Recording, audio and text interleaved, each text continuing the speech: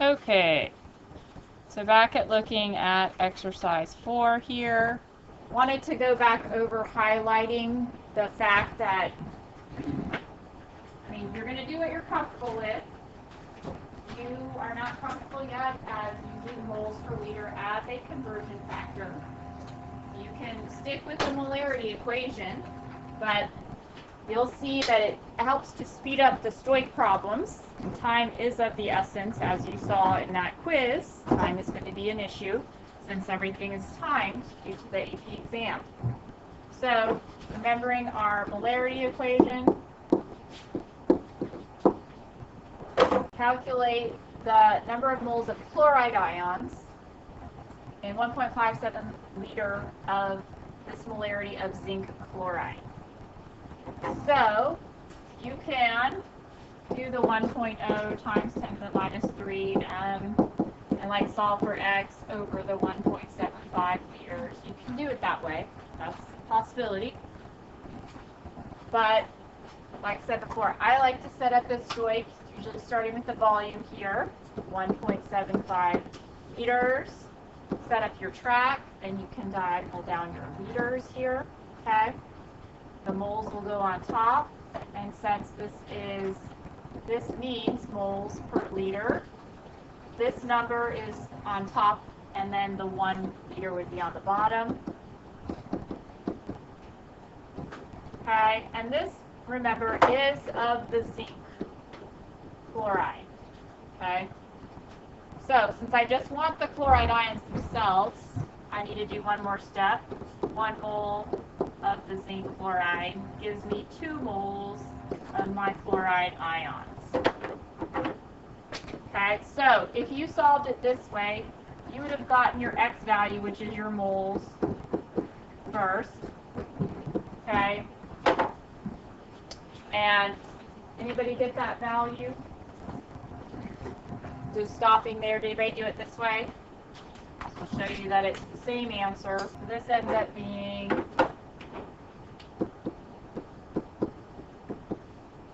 okay, and then if you just double that, because this is the moles of the zinc chloride, and since there's 2 chlorides, you would need to double that, and you get your 0.0035. Okay? Moles, Cl minus. Over here, you could just do it in one fell swoop. The liters will cancel with the liters. Moles cancel with the moles, and we're left with moles of the chloride, and you still get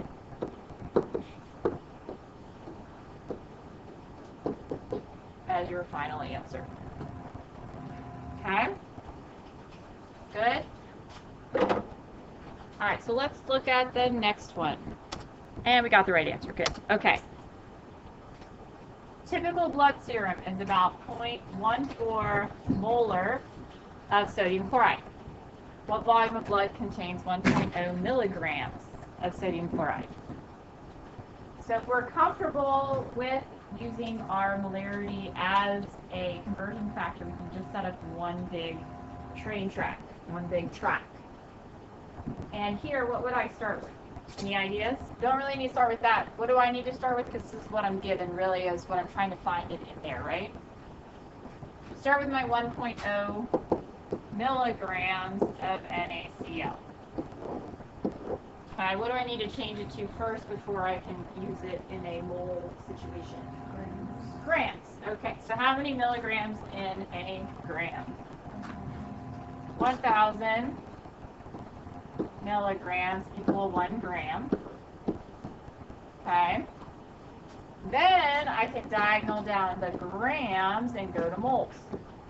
Right? Sodium chloride happens to be 58.44. You can add it up if you want to add up. Chlorine is 35.45 and sodium is 22.99. You'll get 58.44. Okay? This is where it gets nice and tricky. Because we want, what are we looking for? A volume. What am I going to diagonal down using my dimensional analysis? the moles go down here, then the liters would go up here, right? The volume would go on the top. Now, if I'm reading this right, 0.14 moles over 1 liter. That's the conversion factor. Okay? So you're right, the 0.14 is now going to go on the bottom, and the 1 would go on the top. Okay? Then we have a nice cancellation of our labels. Grams with grams, moles with moles, and we're left with, oh, check, a volume. And it should be a tiny amount anyways.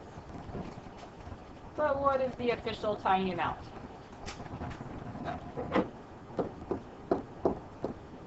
1.2, I'm going to go with, yes, both of these have 2 digits in them, so we're going to go with 1.2 times 10 to the minus 4 liters.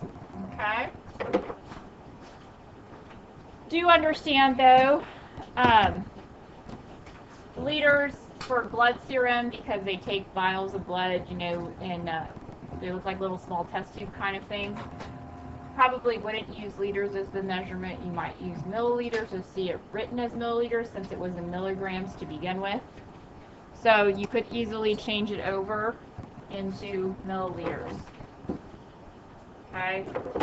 And that would probably be more representative because blood is taken in small amounts. We don't really take blood in factors of liters. Blood would be taken in factors of milliliters or cubic centimeters, cc's. Okay? So keep that in mind. Exercise 6. Now, does everybody understand why they put this statement at the end? We need to assume they're additive because we know sometimes they're not additive, right? So if they weren't really additive, it would mess up our calculation. So you might see that statement there. Now you know why, because of the inquiry volume lab. The volumes are not always additive, okay? So, what are we looking for here? Concentration of sulfate. And we've kind of dumped a couple things together, right? We have a solution of iron 3 sulfate. We also have a solution of sodium sulfate, and we're mixing them together. So we're kind of adding a bunch of sulfate together. So we need to figure out how much of each that we're adding. And then at the end, we're also going to do one little tricky thing. What is always your best bet when you're given like volume and molarity? And we need a new concentration. What's in that concentration molarity equation again? Moles per liter. So what would be our best thing to work to? And moles usually is a good starting point. You can't think of anything else to do, change it to moles. It's always a good place to go. Because moles you can do lots of things with. Okay? So we're going to start by changing everything to moles. Okay? And we do need to do a new concentration, so somewhere along the line we're going to need moles over liters. Okay? So changing these to moles, we're going to need 2 tracks here. Okay? Or if you want to use the molarity equation, you can. I'm just going to set it up as tracks. First thing I need to do, though, is to what? To my milliliters. Change them over. 1, 2, 3. 1, 2, 3. Okay? We need the liters. So this now becomes liters. This now becomes liters. So 0.0740 liters. Okay? Diagonal down the liters because we're working the moles first. And we're doing the iron 3 sulfate. Okay? So 0.315 moles equals 1 liter. So before I continue on, what else should I know about my iron 3 sulfate? I need the formula, good, because I need to know how many, every time this iron 3 sulfate breaks up, how many sulfates are being dumped out. Okay, so what is the formula for iron 3 sulfate? Okay, and then we crisscross, we get Fe2, so 4 with a 3 outside. Oh, there's 3 in there, though. We need to know that. Every time one of these crystals breaks up, we're going to have 3 sulfates dumped out into solution. Okay. So the next thing would be to go 1 mole of our Fe2 SO4 is going to give us 3 moles of our sulfate. Right? Everybody see how I'm working that? So that's the first part. We need to figure out, as we put this in there, how many sulfates from that particular part of the solution is being dumped in. So we calculate that, and we're going to have to kind of wait till the end, so I'm not going to round it yet. So this ends up being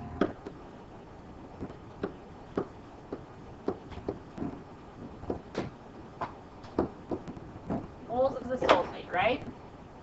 From the iron 3 sulfate part, that part of the solution. Now I need to look at the sodium sulfate solution. I'm going to set it up the same way. I'm going to do another track. Okay? So I'm going to use my volume first. Diagonal down my liters, put my moles up here. Change this to the conversion factor of 0.457 moles over 1 liter. Right? But like before with the iron 3 sulfate, what do I need to know about sodium sulfate? What is its formula? So let's look at Let's look at sodium sulfate. Sodium goes to 1 plus 1. Sulfate we know is SO4 minus 2, so we crisscross, we get Na2SO4. So that's good to know. Every time this particular formula unit breaks up, we're going to get how many sulfates? Only one. Okay, but that's good to know. So 1 mole Na2SO4 is going to give me 1 mole of sulfate. Let's calculate that. What do we get? And please check my punching. Sometimes I type things wrong. Did you get that for the moles? Okay. So this is where it gets a little bit more dicey. We have the moles from the iron 3 sulfate. We have the moles from the sodium sulfate. They have all now been combined in, like, say, a new flask or beaker. What do we need to do to our moles?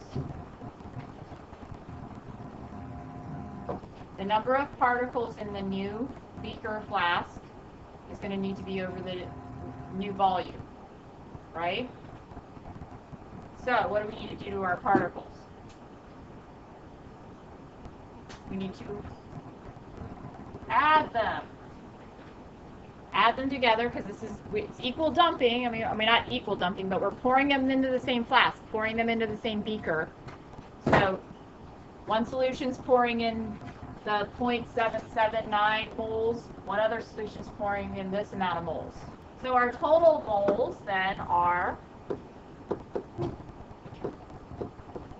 waiting to round to the very end. Now, this is the added little trick. Because you're adding new particles, you're also putting two volumes of things together. So you need to recalculate the volume. You need a new volume here on the bottom. We poured in 74 milliliters and 29 together, so we now have more than we did before. So 74 milliliters plus 29 milliliters, that's our new volume. That's now what's in the flask or the beaker that you've now poured together. So this is 103 milliliters. So let's quickly change that to liters, right? So down here, my new moles, total moles of sulfate is now going to be over my new volume in the flask or beaker. So what is going to be my concentration of sulfate now in that particular flask or beaker? This is now where we're going to round. So let's look at our sig figs. 3, 3, 3, and 3. So let's make it have 3. 8, 5 m, or you could put moles over liter. Is that what you got? So it's, figuring out the moles, figuring out the new volume, adding them together, and then doing the the final concentration at the end. So exercise 7 is similar. Let's take a look. Oh, there it goes. Let's look and see what we got going on here. We have 2.25 grams of lithium carbonate is added to 220 milliliters of a 0.655 molar lithium phosphate solution. So what is the concentration of the lithium ion now? And assume the volumes are additive. So now, instead of taking two separate solutions, pouring them together into the new flask or beaker, we're actually having a beaker that already has 220 milliliters in it, and we're going to dump the powdered grams in there. Put the powdered grams in there, and those powdered grams, because we know anything from our solubility rules, which we'll go over again, lithium's in group 1, anything group 1 is always soluble, so this will dissolve. Okay? It will dissolve completely. So any ideas of where to start? Change it to moles, right? We need that molarity equation anyways. We're going to change it to moles. 2.25 grams. Oh, what do we need to know about lithium carbonate? The formula. Good. Lithium is a +1. Carbonate is a -2. CO3 -2. Crisscross, we get Li2CO3. Every time this breaks apart, how many lithiums are you going to have in there? 2. So we definitely need to consider that. So, Li2CO3. All right. Now we need the molar mass of lithium carbonate. And because I'd like to save time, I'm just going to tell it to you. You could look at the periodic table and get it. I have it as 73.89. And this is of lithium carbonate, the crystal itself. Now what do I need to do? 1 mole of my lithium carbonate is going to give me how many moles of my lithium ion? 2, because there's that 2. Remember, it breaks apart and makes 2. So now I'm going to be able to figure out how many moles of lithium are coming from this part, the powder, coming from the powder, coming from the grams. That's the first part. Okay? So let's calculate that. What do we get? Remember, not rounding till the very end. What was our moles? 0.0901, whatever. Okay. We can continue on doing one of two things here. We can figure out the moles from the 0.655 molar lithium phosphate. And then we can add them and divide by the volume. What's the volume?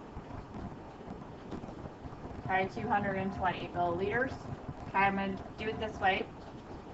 So if we do 0.220 liters, and we have 0.655 moles per 1 liter. Remember, this is the lithium phosphate now. This is already in there before we put the powder in.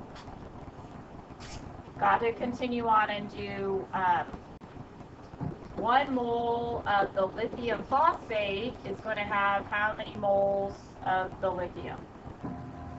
3 moles of lithium in the lithium phosphate, right? And we get 0.4323 moles lithium here. So what's the next step? Add them together. What do we get? So we get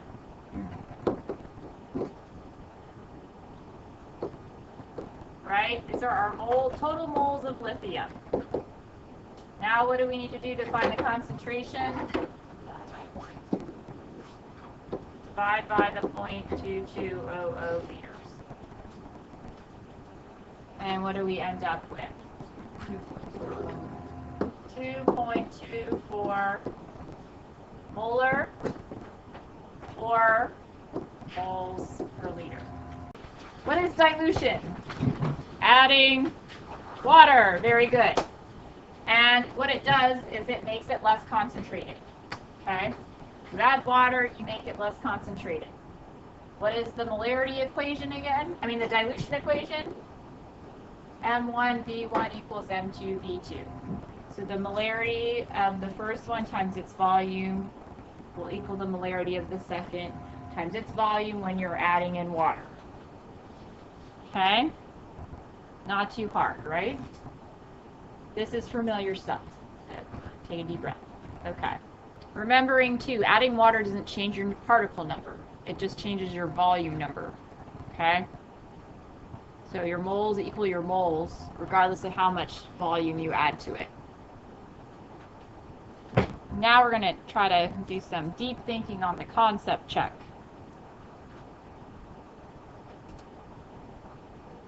We have 0.50 molar solution of sodium chloride in an open beaker sits on a lab bench, which the following would decrease the concentration of the salt solution.